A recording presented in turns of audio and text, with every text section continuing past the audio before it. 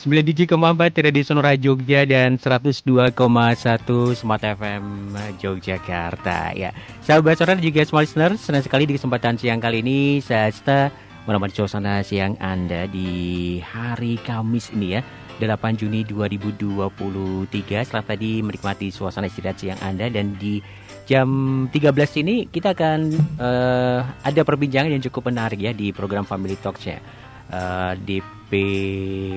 DP3AP2 Desma Jakarta dan juga DPRD Desma Jakarta.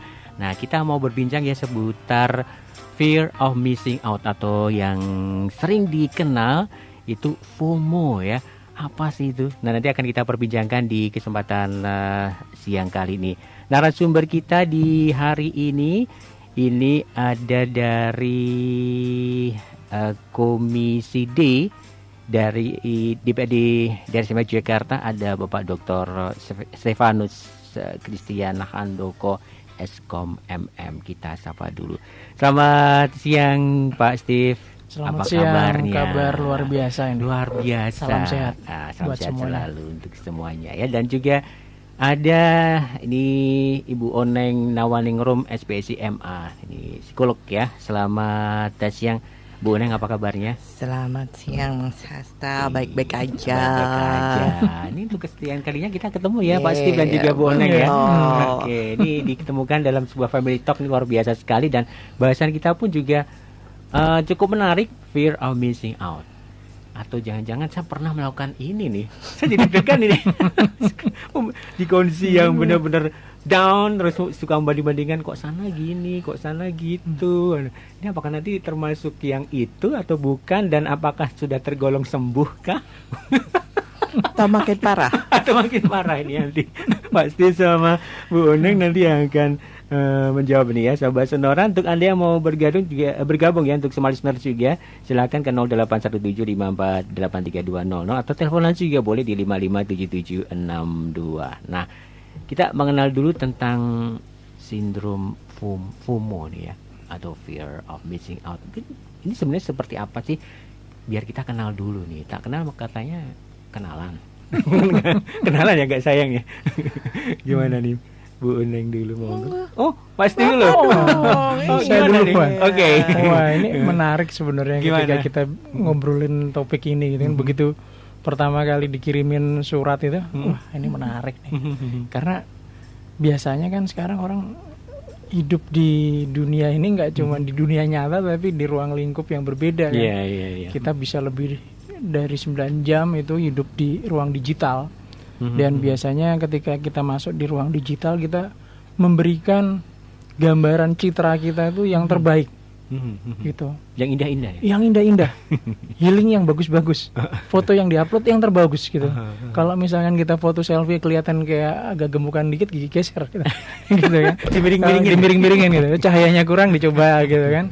Kurang bagus juga filternya ditambahin gitu kan. Jadi itu memang sudah menjadi menjadi kebiasaan gitu ya, habit orang sekarang. Selfie, foto-foto, kemudian menampilkan citra diri yang terbaik dari kita gitu kan. Jadi kita nggak mau kalah gitu sama teman-teman yang lain gitu. Itu kayaknya udah merambah tidak hanya ke anak muda, remaja, kemudian kayaknya segala umur gitu ya. Mak-mak juga kalau foto, kalau nggak foto yang keren banget gitu, kayaknya nggak diupload gitu kan. Remaja juga demikian gitu kan. Gimana dengan politikus? Kayaknya juga sama. Kayaknya juga semua kesempatan dia ngambil posisi yang paling wow gitu ketika difoto gitu kan. Nah, dan itu menjadi jadi dinaikkan ke dalam dunia digital kan. Jadi orang merasa bahwa si A, si B, si C, politikus A, B, C itu kayaknya wow juga gitu. Sangat menarik, sangat luar biasa, dan tidak terlihat sisi yang sebenarnya kehidupan kita kan ada dua sisi. Baik, buruk, bagus, kemudian cantik, buruk. Kemudian ketika kita perasaan senang, bahagia, ada juga perasaan kita sedang sedih. Tapi kita kebiasaan melihat kepo-kepo gitu kan ke IG teman kita, saudara kita, rekan kerja. Semuanya nampak baik-baik saja, padahal kehidupan kita itu kan ada dua sisi. Nah itu makanya muncullah FOMO itu kan. Jadi merasa kayak kita kayaknya kita kurang nih gini. Nah kadang ada yang baik Pak. Jadi dari sisi misalkan kita merasa pengen kita lebih baik gitu kan, Oke. memacu diri kita untuk bisa berpacu untuk menampilkan kondisi kita yang terbaik. Kadang kita kan punya potensi yang baik. Tapi ada kala yang kadang kita nggak mampu untuk bisa bersaing dengan kayak misalkan Atta Halilintar mejeng pakai mobil Ferrari terus kita pengen juga gitu kan. Nah, atau mendekati gue harus belinya pakai Fortuner deh lah atau apa gitu. Memaksakan diri dengan kondisi yang memang kita belum saatnya kita bisa ke level ke titik itu gitu. Pemaksaan diri itu yang menjadikan ya tadi muncul kecemasan, kemudian muncul ya sampai akhirnya depresi. Gue nih kok kayak gini banget sih hidup gue gitu kan. Apakah gue nih kenapa? Akhirnya menyalahkan Tuhan nggak adil nih gitu. Gue diciptakan gue kayak gini, teman-teman bisa begini. Di remaja juga muncul seperti itu, Mas. Dan menurutku sih harusnya kita sama-sama paham bahwa di dunia digital itu bisa jadi nggak semuanya sempurna gitu yang seperti nampak terlihat. Bisa jadi orang yang fotonya bagus, ditampilkan bagus, ya itu mungkin dia udah berproses gitu kan, moto sekian kali baru diupload yang kesekian gitu. Jadi bukan semuanya yang kita lihat di sosial media, di Instagram, di Twitter, di Facebook itu merupakan kondisi yang realnya. Biasa jadi itu adalah kondisi yang paling optimal dari seseorang itu. Dan kita harus paham juga bahwa kehidupan dia juga nggak mungkin juga flat gitu kan, optimal terus pasti ada naik turunnya gitu loh. Ya hal yang kayak gitu juga harus disadari semua pihak gitu. Jadi supaya nggak membuat iri itu ke orang sempurna banget sih gitu kan. Nah hal semacam itu kayaknya bikin stres juga sih. Bikin stres. Nggak nyaman gitu kan. Jadi sepaneng kalau orang-orang bilang. Karena kadang-kadang kan itu juga masuk sebuah teknologi edit juga ya. Itu dia. Untuk menampilkan kesempurnaan. Apalagi sekarang kan ada artificial intelligence yang gila itu. Luar biasa teknologi itu. Jadi muka agak menceng dibenerin dikit, kurang putih diputihin lagi. Kurang cantik dibikin gimana, matanya sipit gila itu. Itu kan mencoba untuk menampilkan jati diri kita yang paling sempurna. Kadang-kala orang yang nggak paham melihat kok gila ya, kok bisa kayak gitu ya. Dia perawatan muka pakai di mana nih gitu kan. Pakai skincare model apa gitu. Padahal dia nggak mampu untuk bisa mengejar seperti itu gitu loh. Kalau di dunia nyata ternyata padahal semua itu hanya editan juga. Jadi kita harus bisa milih-milih lah sekarang. Kondisi sekarang ini kita harus benar-benar bisa lebih sehat dalam berinternet, sosial media, dan kita memahami bahwa hidup manusia sebenarnya ya naik turun gitu, nggak semuanya flat. Nah itu harus dipahami semua orang. Saya ke Bu Oneng. Kayaknya nih kalau Bu Oneng karena seorang psikolog ditahan ya Pak. Enggak gitu apakah seperti apa sih sebenarnya? Bu Oneng mau nggak nih?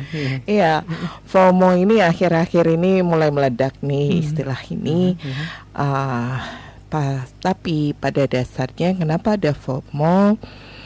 Ini sangat tergantung dengan self-confident, rasa percaya diri dari masing-masing individu.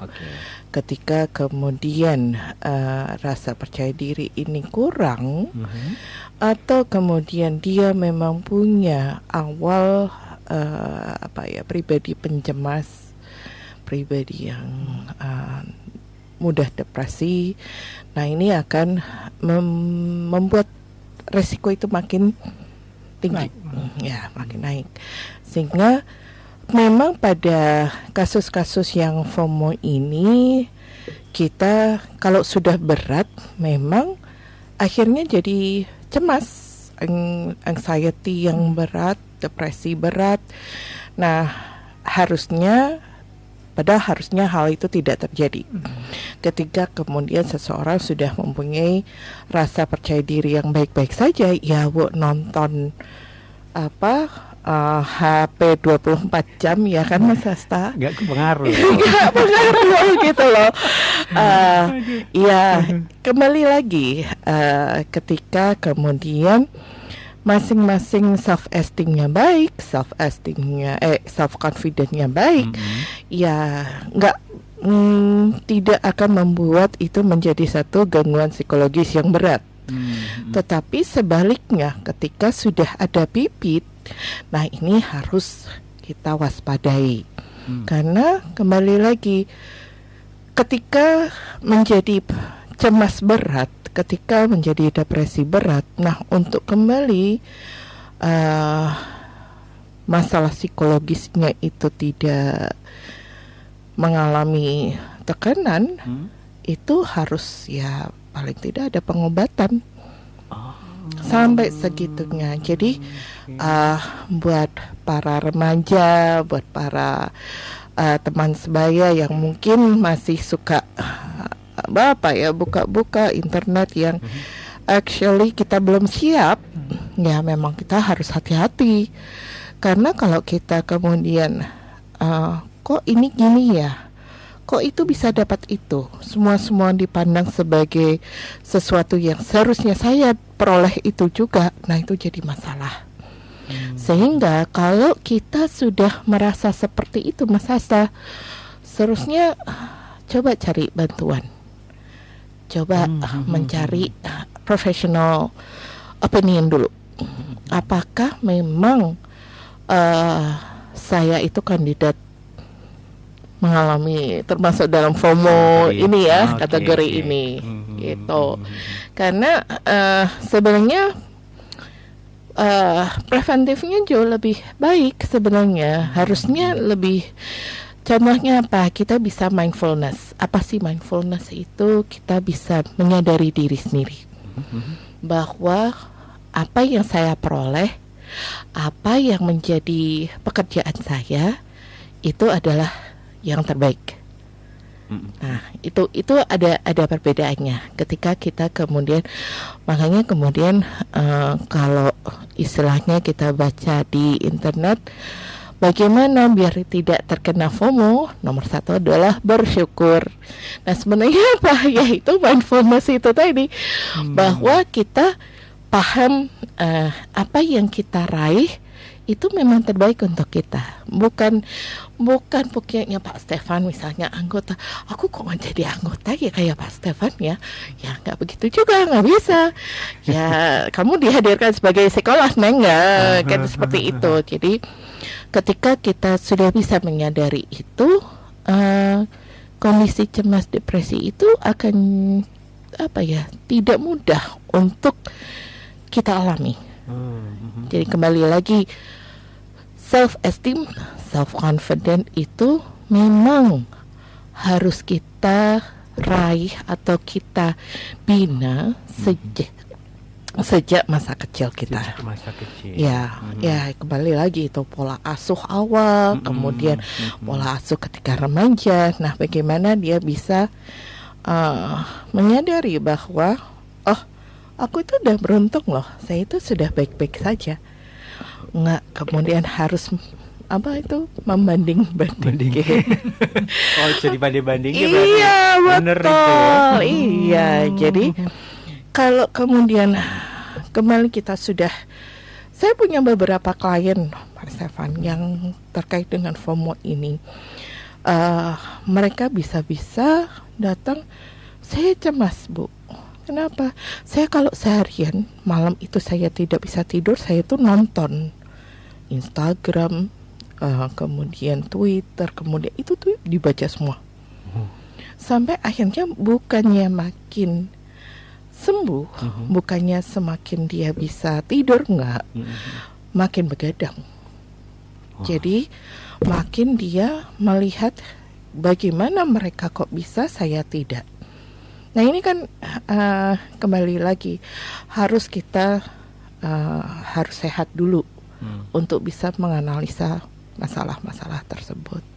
Oke, berarti memang ada treatment yang harus dilakukan ya. Betul. Terutama pada diri sendiri kita harus sadar, aware dulu. Aware dulu pada diri sendiri, iya. Bahwa kemampuan saya itu ya segini, syukuri gitu ya Pak Steve ya. Wah, ini kayaknya kalau ngomong sama psikolog nggak ada masalah gitu ya. Hidupnya lancar aja ya. Ngomongnya doang, Mas. Oke deh, kita break dulu Pak Steve dan juga Bu Oneng, sebelum nanti kita lanjutkan perbincangan kita. Karena sudah disebut sama Bu Oneng juga berkaitan dengan peran keluarga itu penting ya, karena edukasi ke seputar psikolog ini juga dari keluarga, dari awal, dari dini itu Wow, Ya. memang harus dilakukan. Nah, nanti Betul juga sekali. gimana menurut Pak Steve juga ya berkaitan dengan edukasi atau peran keluarga gitu ya. Oke, kita break dulu ya sahabat saudara juga small listeners. Sebelum nanti kita lanjutkan perbincangan kita, untuk yang mau gabung silakan 557762 atau di 08175488 97,4 Radio Sonora Jogja dan 102,1 Smart FM Yogyakarta. Sahabat Sonora juga small listeners, kita masih di Family Talk Fear of Missing Out atau FOMO, tema kita di kesempatan siang kali ini ya. Ada narasumber kita di siang kali ini dari Komisi D DPRD daerah Istimewa Yogyakarta, ada Pak Stefanus ini, dan juga ada Bu Oneng nih dari Puspaga ya Ibu ya. Nah nanti seperti apa akhir dari perbincangan kita ini, karena baru awal banget nih ya, sudah dibahas, sudah saya bagi jadi deg-degan ini ya. Terus mencocok-cocokkan apakah seperti ini atau ada Oke, tadi sudah disampaikan juga berkaitan dengan FOMO itu seperti apa, dan tadi sebelum break saya sempat tanya juga apakah peran keluarga itu memang begitu pentingnya, gitu, Bu Oneng atau Pak Steve? Pak Steve dulu. Oke, monggo Pak. Jelas sangat penting Jelas banget sangat ya. penting Jelas banget. sangat penting. Jadi peran keluarga memberikan edukasi yang tepat kepada remaja itu penting. Dan sebenarnya juga nggak seperti itu flow-nya juga ya Mas ya. Jadi kalau kita bicara mengenai keluarga, diskusi atau literasi bersama antar keluarga itu juga penting, bukan artinya top down ya. Bisa jadi yang mengalami mengalami itu bukan si anaknya, tapi mungkin ibunya, atau yang mengalami adalah bapaknya. Tapi mungkin karena di keluarga itu mungkin informasinya kurang ya, bisa mungkin untuk saling mengingatkan gitu. Misalkan tadi saya bilang, makanya apakah kejadian ini bisa terjadi kepada remaja, anak muda, bapak-bapak, ibu-ibu, atau bahkan ya seorang politisi gitu kan, apakah bisa jadi gitu. Jadi dalam keluarga saling mengingatkan untuk, tadi kata kuncinya yang menarik yang disampaikan Bu Oneng itu bersyukur. Jadi kita dapat berkat rahmat itu kan beda-beda, rezeki juga beda-beda. Jadi itulah yang mungkin menjadi alat ukur kita di keluarga gitu. Jadi kita misalkan dalam satu keluarga kecil kita diberikan berkat yang berbeda-beda, ya kita syukurin. Misalkan kakak adik dia bisa prestasinya berbeda, ya kita syukuri gitu kan. Kemudian apa yang diterima oleh keluarga juga kita syukuri. Saling bersyukur, berdoa itu menjadi salah satu kunci. Dan mengingatkan apa yang terjadi di dunia maya belum tentu 100% itu benar. Dan itu perlu disampaikan. Jadi ada orang misalkan kita kenal sudah lama, mungkin teman SMA gitu. Kemudian kita baru ketemu lagi 10 tahun di sosial media. Dia kok nyetirnya udah Ferrari gitu. Kemudian kita langsung kaget, kemudian merasa cemas. Oh padahal dia tuh dulu nyontek punya saya gitu kan. Kok karirnya dia yang lebih maju. Saya kok cuman begini-begini aja kan. Jadi muncul kecemasan. Padahal yang dilihat itu belum tentu. Jangan-jangan dia lagi jalan-jalan ada Ferrari di foto, di-upload. Ya kan, bisa jadi semacam itu kan. Remaja juga sama, perlu diingatkan oleh orang tuanya bahwa apa yang ditampilkan ataupun muncul di sosial media itu belum tentu 100% itu benar gitu. Kita nggak pernah tahu itu dapatnya dari mana, bagaimana, kondisinya seperti apa, atau memang pencitraan Mas gitu. Hanya pencitraan di sosial media aja ditampilkan yang paling optimal. Dan itu perlu disadarkan juga kepada keluarga kita, keluarga inti yang paling kecil gitu. Ayah ibu gitu, kemudian ke anak-anak saling tukar informasi, diskusi, kemudian keterbukaan. Itu penting. Jadi bagaimana kita menganggap bahwa keluarga itu ya sebagai tempat yang paling nyaman untuk kita mengeluarkan unek-unek gitu. Jadi kita bisa saling tahu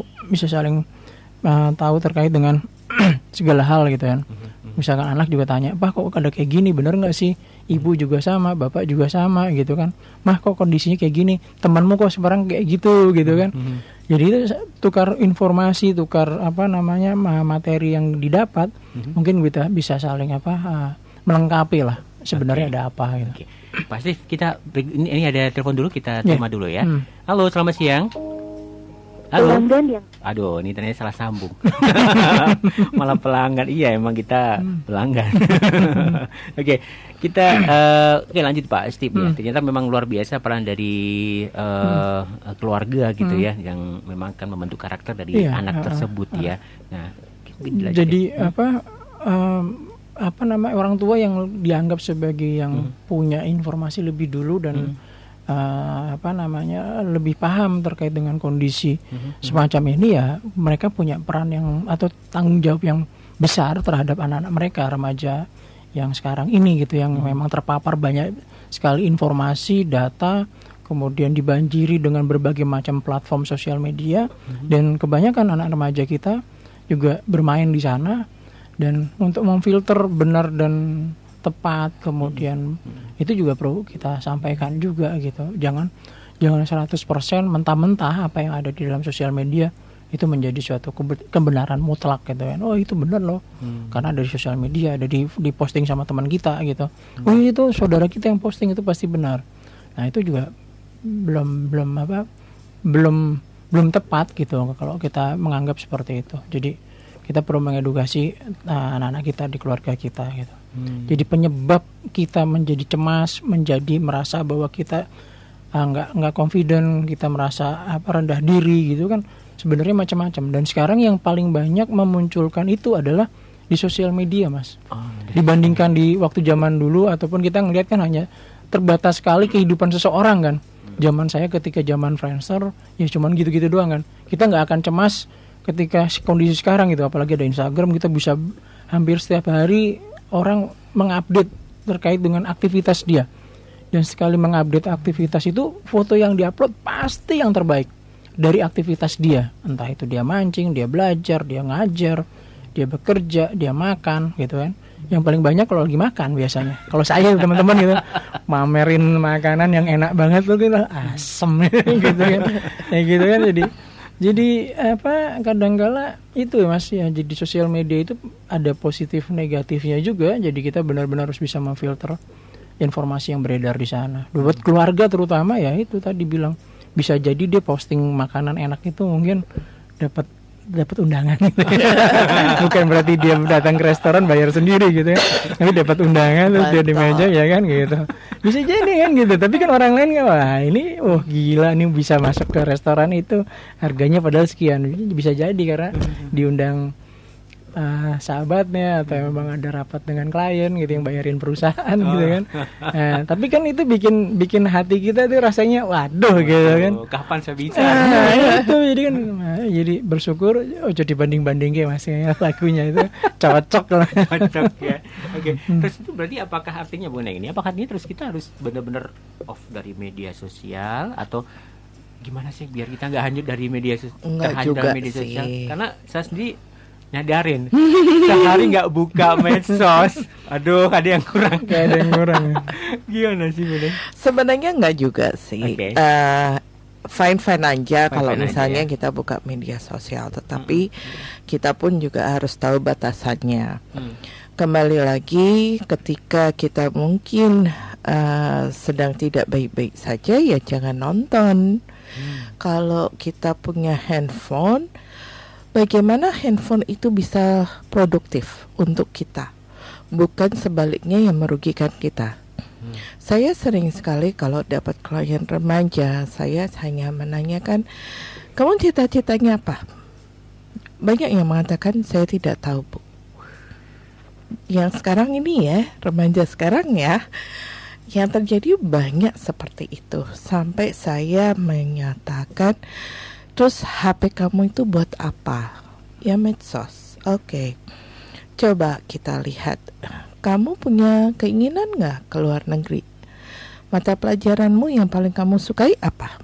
Kalau sampai dia bilang kayak mas-masnya ini loh, mereka suka dalam bidang videografer, kemudian buat anime, kemudian saya bilang, pernah nggak kamu buka Google-mu untuk mencari sekolah di manakah yang bisa meluluskan animator yang dunia.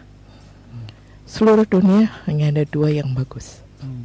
Tapi lainnya kan ada itu Mas, kan ada grade-grade-nya. Oke. Mana yang bisa kamu masukin? Nggak tahu Bu. Jadi akhirnya apa? Dengan sendirinya saya juga membuat satu terapi gitu. Oke, minggu depan tugas kamu cari 5 sekolah yang kamu sukai. Saya sampai segitu. Baru mereka coba googling, mereka cari. Bu, ternyata di Singapura ada. Oke, kita lihat. Aduh, zaman sekarang beasiswa banyak kan, Pak? Nggak ada yang perlu ditakutin. Apply. Saya bilang gitu. Kamu udah tahu nggak masuknya bagaimana, ininya bagaimana? Inti dari handphone itu harusnya menunjang kita lebih produktif. Itu yang penting. Sehingga jangan menggunakan HP untuk menyakiti diri kita, untuk membuat kita menjadi tidak bisa menghargai diri sendiri. Ini yang lebih parah dan banyak sekali, betul. Saya sampai kalau klien lihat seharian ngapain, lihat IG, jadi itu scrolling. Terus kamu dapat apa dari scrolling? Saya sampai nanya, dapat apa? Iya, cuma lihat, Bu. Nah, kamu lihat misalnya temanmu di pantai, kamu nggak mikir bagaimana caranya aku bisa ke sana, bisa memperoleh peluang itu. Caranya gimana? Ternyata mungkin si teman ini sudah bekerja misalnya. Apa ternyata dia harus nabung. Itu loh yang sekarang sulit untuk kita peroleh. Adanya kok situ bisa, saya enggak. Nah, berhentinya sampai situ loh. Enggak menganalisa lebih lanjut. Nah, ini yang akhirnya sedikit-sedikit rata-rata kalau menurut internet ya, rata-rata 4 menit. Seseorang itu berhenti melihat HP-nya. Hanya 4 menit. 4 menit berikutnya dia sudah pasti membuka lagi. Ya kan? Jadi hati-hati itu.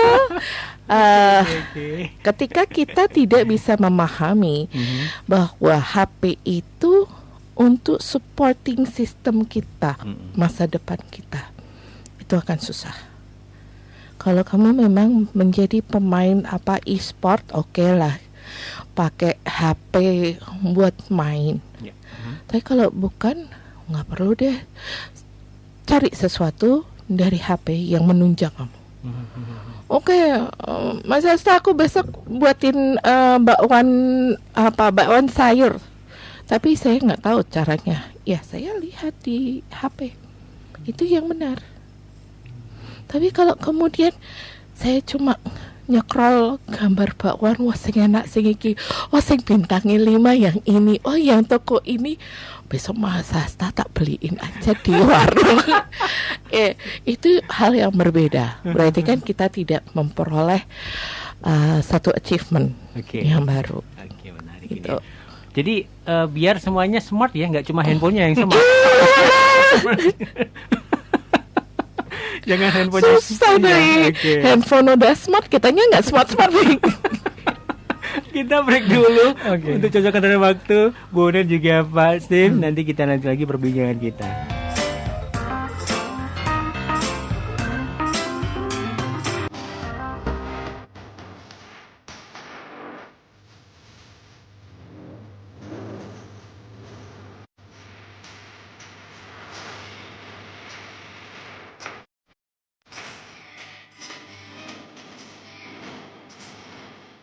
Baik, 97,4 dari Sonora Jogja dan 102,1 Smart FM Yogyakarta. Ya sahabat Sonora, kita masih di Family Talk. Tema kita Fear of Missing Out atau FOMO. Ada Pak Stefanus Christian Handoko Eskom MM, Komisi di DPRD Desa Yogyakarta. Dan dari Bu Sepak ini ada Bu Oneng Nawaningrum ya. Dan terima kasih untuk kalian yang terus bergabung di kesempatan siang kali ini. Silakan teleponnya di 557762 ataupun SMS dan WhatsApp 0817548320. Balik ke Pak Steve dan juga Bu Oneng. Tadi cukup menarik penjelasannya, peran keluarga, kemudian gimana kita itu bisa mengerem dan bisa menggunakan handphone atau smartphone ini bisa lebih bijak lagi gitu ya istilahnya ya. Biar ikut-ikutan smart tadi Mas Oneng. Nah, terus dan juga diharapkan handphone itu ini punya fungsi yang memang baik untuk kita, bisa menguntungkan kita kayak gitu ya. Nah, terus gini Ibu Onek, cara menghargai diri sendiri supaya terhindar dari FOMO ini tadi, mungkin bisa diulas lagi. Ya, kembali lagi, diri kita masing-masing itu sebenarnya sudah diberi suatu kesempatan. Setiap kali fase perkembangan manusia itu sudah ada fase dasarnya. Anak usia 1,5 tahun dia sudah harus bisa berjalan misalnya. Kemudian dia 1 tahun sudah jalan. Nah, itu kan achievement yang besar sekali sebenarnya ya. Sebenarnya kita di remaja maupun di dewasa juga sama, semua ada. Tetapi kalau kita sudah achieve itu, harusnya sudah you did your best. Itu yang penting. Kita itu sudah usaha, kita sudah melakukan yang terbaik. Jadi terima dulu. Kita kan hidup juga nggak tahu, bisa pendek, bisa panjang. Jadi harus mengetahui bahwa hidup ini suatu proses yang harus kita upayakan untuk diri kita sendiri, achievement kita sendiri. Ketika kita sudah menggunakan orang lain, nah ini akan jadi satu masalah besar untuk sehat mentalnya. Ketika kita sudah melihat, kamu kok bisa ya keluar negeri tiap tahun, aku kok enggak ya.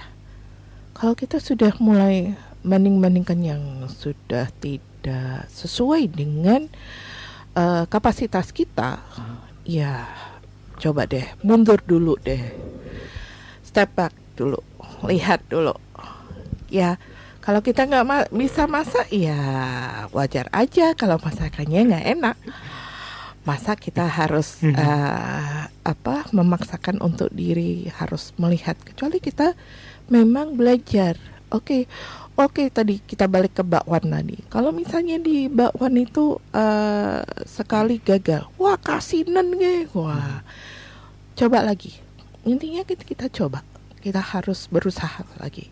Tapi kalau kita cuma lihat, wih bakwan iki enak ya. Wah, aku nek menggawe bakwan iki mesti kasinan nih. Ora enak. Mbah wortele dadi mentah. Setiap kata yang kita merendahkan diri kita sendiri itu berpotensi membuat kita makin depresi.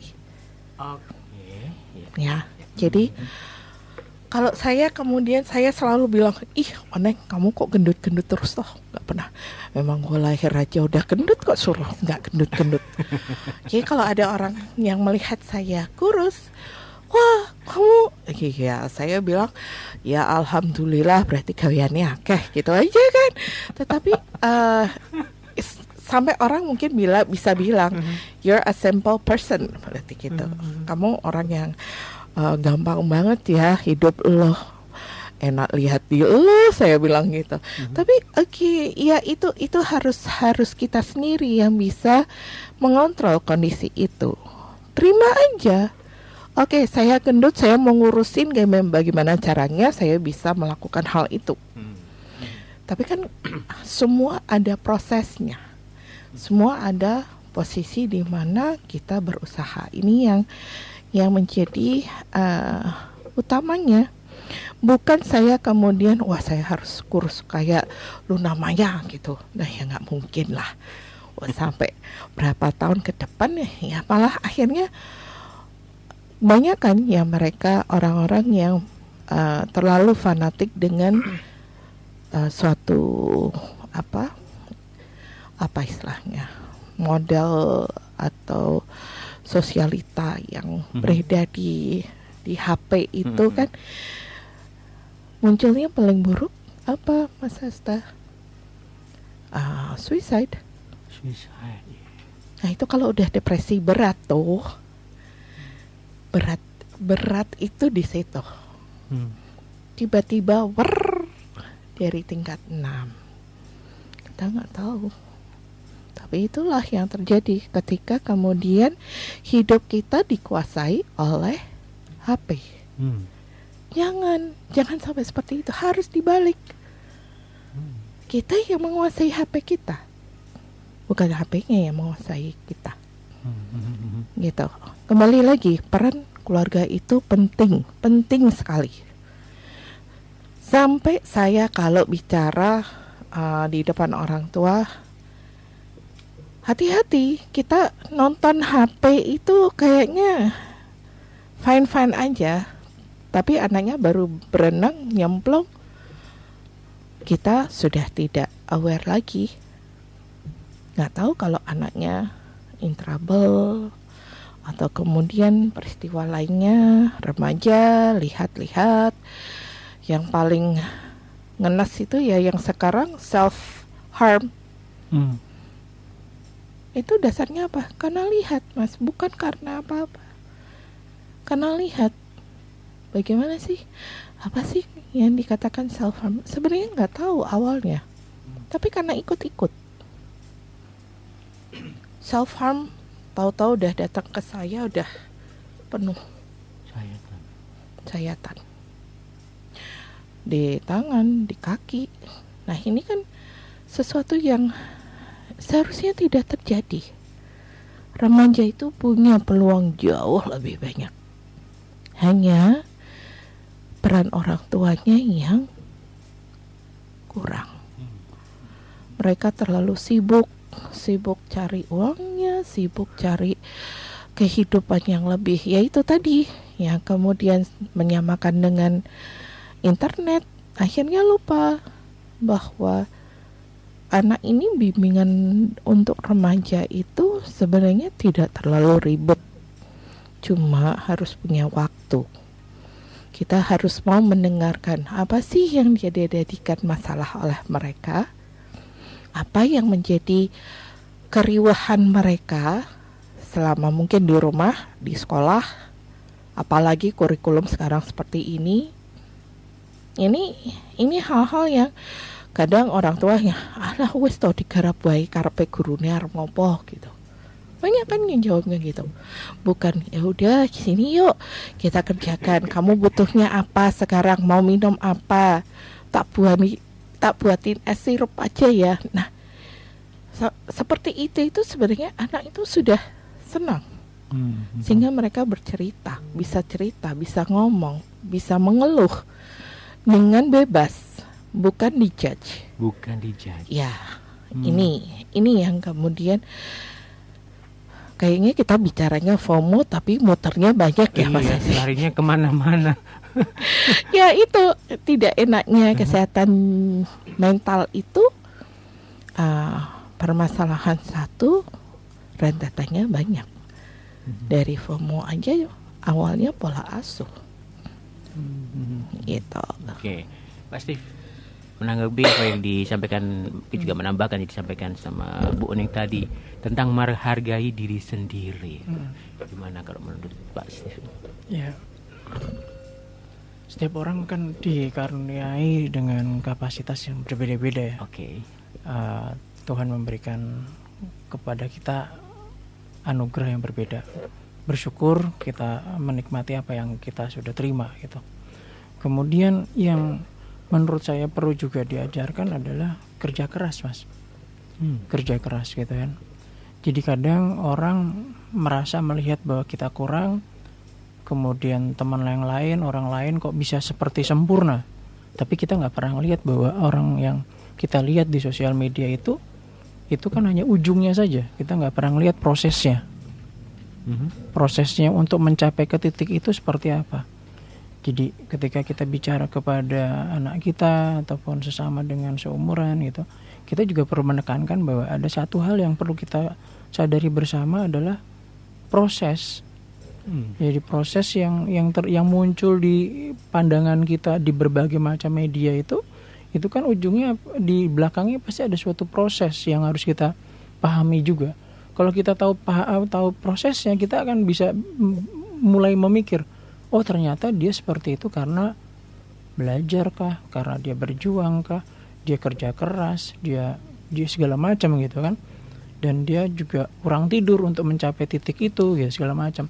Jadi orang yang melihat langsung oh memang seperti itu, dan sedangkan kita tidak melakukan itu.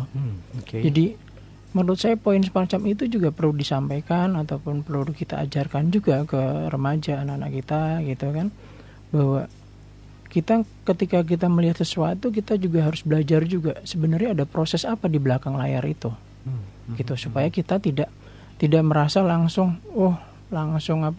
shock, langsung merasa rendah diri dan lain-lain, kemudian akhirnya ngejudge gitu, oh gue nggak bisa nih, atau oh dia seperti itulah atau segala macam gitu. Jadi salah satu yang menurut aku paling penting ya kita harus mempelajari tentang proses di belakang itu semua gitu. Kalau kita mau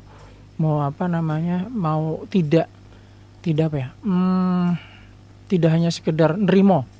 Tadi kan beberapa yang tadi kan hanya sekedar menerima, bersyukur, itu kan sekedar menerima terhadap kondisi yang kita terjadi, menerima terhadap apa yang kita lihat. Nah, yang jawaban yang kedua saya ini adalah bagaimana kita coba tanda kutip melawan, tanda kutip, oh kok seperti itu, harusnya kita bagaimana? Ya kita harus mempelajari tentang prosesnya. Jadi proses untuk seorang bisa mencapai achievementnya seperti gitu, itu pasti ada penderitaan dan lain-lain yang dia perjuangkan. Nah kita bisa nggak seperti itu? Nah balik lagi ke kita, oh gue pengen kayak gitu ya, kita harus mengikuti jejak-jejak yang mungkin mirip. Ya bekerja keras, belajar keras, kemudian effortnya juga harus luar biasa. Nah baru sampai di titik itu baru kita bisa bicara hal yang lain. Memang ketika kita sudah berproses, kita sudah melakukan itu dan kita nggak mencapai, ya sudah, memang mungkin itu batasan kita gitu. Nah, kalau kita langsung dihadapkan tanpa ada membahas tentang proses dan lain-lain, kadang-kadang langsung isinya ada iri dengki jadinya. Ah sialan, dia juga dulu nyontek punya gua gitu kan, kuliah juga dia nggak pernah masuk, tapi kok dia begitu. Dia nggak ngelihat bahwa hidup ini kan nggak flat. Di era waktu kuliah, di era waktu belajar, memang kondisinya seperti itu. Tapi dia nggak ngelihat mungkin ketika dia sudah selesai kuliah, dia masuk dalam tahapan fase yang berbeda, bekerja. Kita kerjanya hanya seperti office hour aja, jam 7 pulang jam 4, jam 3. Sedangkan kawan kita yang yang memiliki hasil yang sangat wow ditampilkan di sosial media dan di channel yang lain, ternyata dia tidurnya cuma 3 jam gitu. Kan berbeda sekali gitu. Di era yang berbeda, kemudian itu menjadi justifikasi kok dia orang seperti itu, diri di kita. Karena kita iri nggak bisa ngapa-ngapain, akhirnya kita down, depresi. Aduh sialan, kok dia seperti itu ya, kok bisa seperti ini. Nah, kita juga harus mengajari bahwa setiap kesuksesan pasti ada suatu proses gitu. Proses itu sama nggak dengan yang kita lakukan? Kalau misalkan kita nggak sama, kita nggak bisa ngejudge bahwa dia seperti ini, seperti itu. Dan kita balik lagi ke diri kita untuk menerima apa yang sudah kita lakukan. Jadi kesuksesan setiap orang pasti berbeda-beda prosesnya. Dan kalau kita pengen menjadi seperti mereka, ya kita harus mengikuti proses-proses yang mungkin mendekati mereka. Jadi kalau kita tidak bisa melakukan itu, ya baru tadi aku bilang menyerah, tadi tanda kutip ya, menyerah, ya sudah, kita bersyukur kondisi kita pada titik ini, dan ya seperti inilah kita gitu.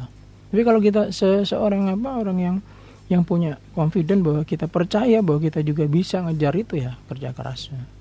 Nah itu menurut saya juga perlu disampaikan ke teman-teman pendengar Sonora ini juga gitu. Kalau kita pengen sesuatu, ya kerja keras, tidak hanya sekedar berdoa gitu, terus di rumah terus leha-leha terus berharap bahwa Tuhan akan memberikan apa yang kita harapkan, itu kan juga nggak mungkin ya. Tapi harus ada kombinasi pengorbanan, kerja keras yang luar biasa, dan berdoa gitu. Setiap titik kita bersyukur kita sudah melampaui proses itu. Setiap titik lagi kita bersyukur bahwa kita sudah melewati apa yang harus kita lakukan, berproses gitu, proses. Dan setiap bersyukur itu ya kita bisa melihat bahwa kita sudah sampai titik mana sih. Baru kita compare dengan yang lain. Walaupun sebenarnya tidak baik juga apa yang kita kerjakan dikomparasi dengan orang lain, kemudian kita lihat prestasinya gitu. Karena tiap orang pasti berbeda, Mas. Profesinya sama, profesinya bisa sama, tapi hasilnya pasti berbeda. Dalam satu kantor, satu divisi, satu tim bisa jadi beda. Tim marketing ada salesnya, sales 1, sales 2 pasti bisa jadi achievementnya berbeda-beda. Politikus juga sama, belusukannya setiap hari sama, setiap hari ke kampung dan lain-lain. Yang satu dapat suara banyak, yang satu kok cuma segini-segini aja, yang satu kok terkenal banget ya, yang satu ini udah nandur kemana-mana, nggak kenal. Itu seperti itu. Jadi memang kita harus balik lagi ke diri kita untuk bisa menerima setiap proses yang kita hadapi. Jadi kita nggak perlu takut akhirnya minder, kemudian iri, dengki, kemudian wah ini nggak bener nih sini gitu. Akhirnya apa? Menimbulkan efek negatif, aura negatif ke diri kita. Nah kalau kita udah masuk ke situ ya makin nggak bagus juga untuk hidup kita. Padahal kita tujuannya adalah mencari kebahagiaan kan. Nah kalau kita udah sampai ke tahapan kayak gitu, kecemasan, iri, dengki, kemudian akhirnya aura negatif masuk di kita, pengen pikirannya cuma negatif aja gitu kan, kita nggak jadi produktif. Udah nggak produktif, kita nggak bisa nyampe titik di mana kita pengen gitu, kebahagiaan kan. Ujung-ujungnya kan kita tadi yang dilihat seharian dia membuka kanan kiri scrolling terus. Itu kan mencari kebahagiaan ya. Nah, kebahagiaan ada nggak yang lebih parah dari gue gitu? Oh ternyata ganteng-ganteng, cantik-cantik nih, skincare di mana nih? Gitu kan. Oh ini jalan healing nih kemana? Gue cuman healing ke muter-muter Malioboro doang. Yang ini muter-muter Singapura, muter ke Swiss, Jerman. Nah, gitu kan. Oh ada nih. Ternyata nggak kemana-mana, di kamar doang nih fotonya nih. Nah, bisa jadi kayak gitu ya. Itu menurutku ya yang sekarang terjadi di masyarakat, Mas. Jadi kita harus juga sadar bahwa dunia digital itu memang menyakitkan. Menyakitkan. Tapi kita harus sadar bahwa itu belum tentu 100%. Dia bisa aja ada lagunya sih ya. Sebenarnya ada lagunya, Mas. Jadi dia tersenyum tapi dia zamannya lagu-lagu lawas aku lupa sih. Jadi dalam senyum ada kesedihan sebenarnya gitu. Aduh, yang tidak ditampilkan. Ketahuan nih usia berapa gitu. Yang ini kupu-kupu ya. Kupu-kupu ya lagunya yang tentang kupu-kupu itu ya kan itu ada. Jadi bisa jadi kayak gitu, Mas. Jadi yang ditampilkan kelihatan mukanya tertawa, senyum, bahagia. Nah, bisa jadi dia tuh juga orang depresi juga gitu. Cuman kita aja yang kemakan kan. Sialan dia tuh kok sempurna banget gitu. Malah kitanya jadi depresi sendiri gitu. Pusing sendiri, iri, dengki, kemudian cemas dan lain-lain. Akhirnya tadi disampaikan yang ngeri banget dari lantai 6 katanya gitu kan. Bunuh diri gitu, macam-macam. Jadi ya kalau sampai cuman sekedar bunuh diri doang sih, kalau menurut gue sih terserah dia deh. Yang lebih bahaya apa? Merusak ekosistem circle yang ada di sekitar dia. Hubungan sosial di masyarakat gitu kan. Yang dia iri, dengki, dia ngajakin temennya. Ngajakin yuk ya kita bermusuhan dengan orang ini gitu. Kan itu jahat. Nah, itu yang bahaya sebenarnya karena dia cemas, iri, dengki segala macam. Ngajakin konco gitu loh, untuk masuk dalam circle yang buruk itu juga untuk ke orang lain. Kalau ke diri sendiri kan ya udah luweh kowe ya karena kamu doang kok. Tapi yang lebih bahaya ketika dia meracuni toksik di lingkungan dia, itu jadi toksik, bahaya, Mas. Entah itu di remaja, di orang tua, di dunia pekerjaan gitu ya, profesional, atau bahkan di politik juga bahaya itu. Gitu. Makanya zaman dulu ada cebong dan kadrun. Itu kan racun ya. Ngomong sini ini 2024 bentar lagi. Oke. Pasti kita break dulu. Kemudian nanti kita lanjutkan juga. Karena tadi sudah disinggung juga berkaitan itu kalau misalnya memang mengalami FOMO dan dirasa itu sudah banget itu ya, harus ada teman cerita. Betul. Siapa nanti? Akan bercerita nih ya. Oke. Dan terima kasih untuk Anda sahabat Sonora juga semua listeners yang terus bergabung di Sonora dan juga Smart FM.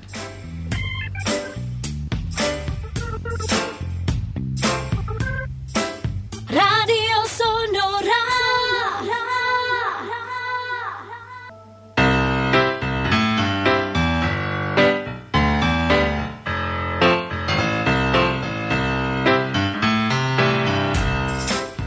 Sembilan 97,4 dari Sonora Jogja dan 102,1 Smart FM Yogyakarta. Sahabat Sonora, kita masih di Family Talk, Fear of Missing Out atau FOMO ya.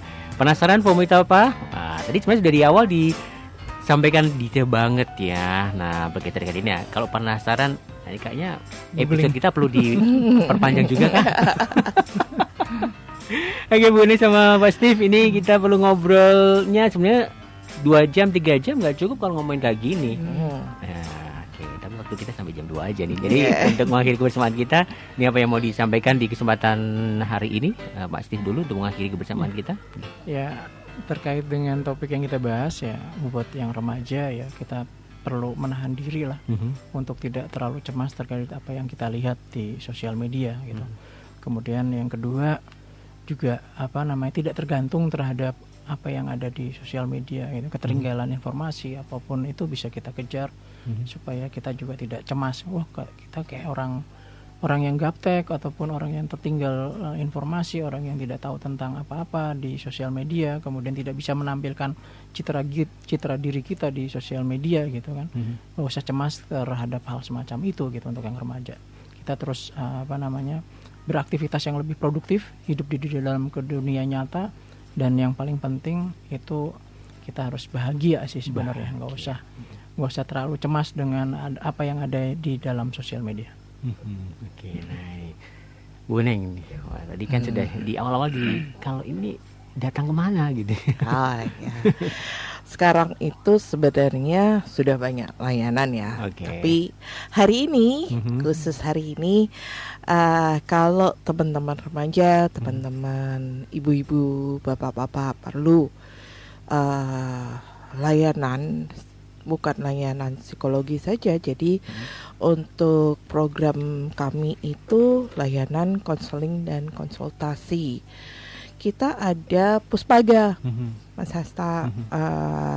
Puspaga ini untuk satu pusat pembelajaran keluarga. Jadi tadi kan kita bicara tentang pola asuh, kita bicara tentang peran keluarga. Nah, Puspaga ini hadir di tengah-tengah kita sebagai satu solusi. Teman-teman bisa kontak di HP 081 329 426 807. Jadi jangan ragu. Saya punya beban ini, silahkan WA. Silahkan datang. Kita terbuka untuk teman-teman semua, para keluarga yang ada di kota Jogja. Kita bersedia untuk kita beri layanan untuk mencapai yang terbaik buat keluarga tersebut. Itu. Oke. Aku nambahin dikit bisa nggak? Monggo. Jadi program yang semacam ini, kemudian tadi layanan yang diberikan itu merupakan kerjasama dari DPRD maupun juga teman-teman di eksekutif itu. Jadi kehadiran pemerintahan DI itu kita mencoba untuk nyata dalam kehidupan bermasyarakat. Tidak hanya kita melihat bahwa jalan-jalan dibangun, kemudian infrastruktur dibangun, tapi juga sampai dengan bahwa pemerintah kita juga memberikan pelayanan sampai ke dalam hal yang seperti ini gitu. Konseling kah, kemudian pelayanan terhadap keluarga, remaja dan lain-lain. Jadi pemerintah hadir melalui dinas terkait yaitu DP3, AP2 dan bersama dengan teman-teman di mitra kerja komisi. Seperti itu, Mas. Oke. Terima kasih Pak Stefanus Christian Handoko Eskom MM di Komisi di DPRD dari Jakarta, dan juga Bu Oning Namaningrum SPCMA psikolog ini dari juga dari Puspaga untuk perbincangannya. Semoga bermanfaat untuk kita semuanya. Terima kasih. Ini tadi Sama-sama. Sahabat Sonora juga semua listener, perbincangan kita bersama DP3P2 dari Jakarta dan juga DPRD dari Jakarta di program Family Talk. Tema kita seputar fear of missing out atau FOMO ya. Kita ketemu lagi di lain kesempatan. Saya Hastamon pamit, selamat siang dan selamat menonton program kami selanjutnya. Sampai jumpa. Ya, sampai jumpa.